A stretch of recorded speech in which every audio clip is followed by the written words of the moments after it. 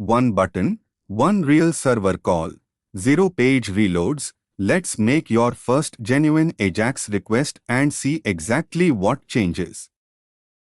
AJAX stands for Asynchronous JavaScript and XML, though almost every real app today sends JSO, not XML.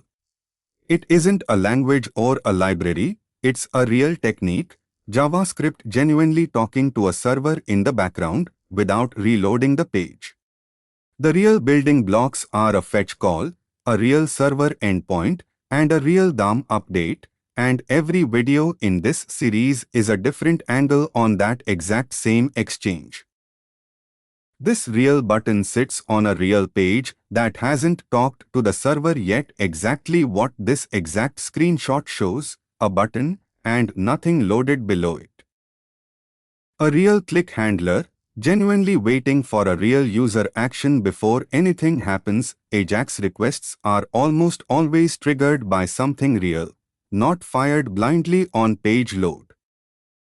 This one real line opens a genuine HTTP request to this exact local server's API bio endpoint in the background without touching the real page's current URL at all. The real response body gets passed as genuine JSO here. Whatever real text the server actually sent back becomes a real, usable JavaScript object. This is the real payoff. The real DOM updates with whatever real text the server genuinely returned, exactly what you see on screen the instant this line runs. That's the whole real request, start to finish, a handful of real lines, no page navigation, no full reload.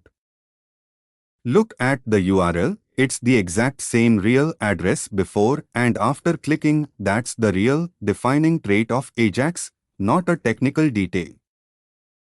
Those 3 real steps, request, response, update, are genuinely what AJAX means in practice, regardless of which specific API sends the real request. This one real line is the fastest way to actually see what a server sent back. Logging the real past response before writing any UI code around it saves a genuine amount of guessing. Asynchronous means this real code doesn't pause the whole page while waiting. The browser keeps genuinely rendering, scrolling, and responding to other clicks the entire time.